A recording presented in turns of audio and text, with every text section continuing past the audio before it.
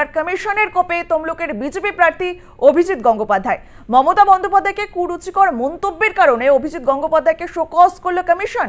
Show cause notice দিয়ে কারণ দর্শানোর নির্দেশ দিয়েছে কমিশন।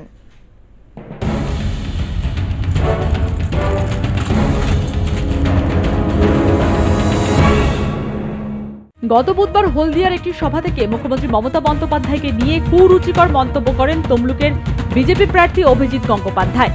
সন্দেশখালী প্রসঙ্গে বলতে গিয়ে তিনি মুখ্যমন্ত্রীকে নিশানা করে বলেন, মমতা বন্দ্যোপাধ্যায় তুমি কত টাকায় বিক্রি হও? এই মন্তব্য প্রকাশ্যে আসতেই নিন্দার ঝড় ওঠে। তৃণমূলের পক্ষ থেকে তীব্র সমালোচনা করা হয় অভিজিৎ গঙ্গোপাধ্যায়ের। অভিজিৎ গঙ্গোপাধ্যায়, আপনি তো সভ্যতার সমস্ত সীমা ছাড়িয়ে যাচ্ছেন। রেখা পাত্র অথবা বাকি মহিলাদের 2000 টাকায় কিনে নিয়েছে বলা হয়নি। তাদের দর 2000 টাকা বলার মতন অসভ্য এরম চরিত্র আমাদের কারুর নয়। আমরা যেটা অভিযোগ করেছি সেটা হচ্ছে যে তাদের ভুল বুঝিয়ে তাদের 2000 টাকা হাতে দিয়ে ঘুটি করা হয়েছে একটা চক্রান্ত করার জন্য।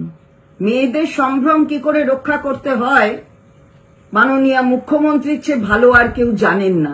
যিনি বিচার ব্যবস্থার ধারক বাহক হিসাবে রাজনৈতিক প্রভাবিত হয়ে কাজ করেছেন, পরবর্তী ক্ষেত্রে বিজেপিতে গিয়ে তিনি ভারতবর্ষের একমাত্র মহিলা মুখ্যমন্ত্রী, যিনি 7 বারের প্রাক্তন সাংসদ, 4 বারের প্রাক্তন কেন্দ্রীয় মন্ত্রী এবং 3 বারের বাংলার নির্বাচিত মুখ্যমন্ত্রী, সেই মমতা বন্দ্যোপাধ্যায়ের বিরুদ্ধেও কি ধরনের কুরুচিকর মন্তব্য করলেন, এটা প্রমাণ করে যে এটাই মোদির গ্যারান্টি যে মোদির আমলে নারীদের সম্মান ভুলুণ্ঠিত হবে।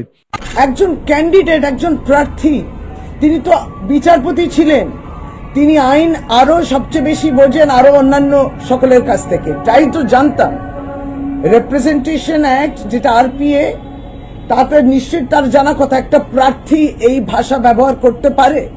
তার মানসিকতা ধরুন থাকতেই পারে এরকম মহিলাদের নারী অসম্মান করা, কিন্তু সে মানসিকতা যেটা ছিল সেটা বহিঃপ্রকাশ পাচ্ছে এবং এই কদর্য ভাষা ব্যবহার করছে।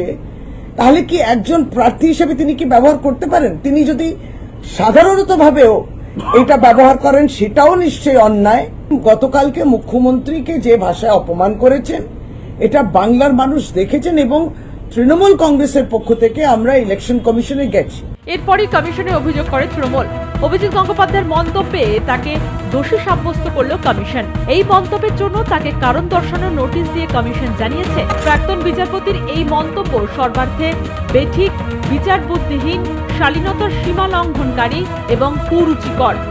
একজন প্রাক্তন বিচারপতির এহেন মন্তব্য নিয়ে নিন্দায় সরব হন বিভিন্ন মহল।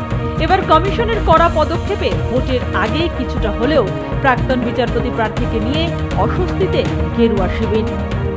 সঞ্জু সুরের রিপোর্ট, আর প্লাস নিউজ, কলকাতা।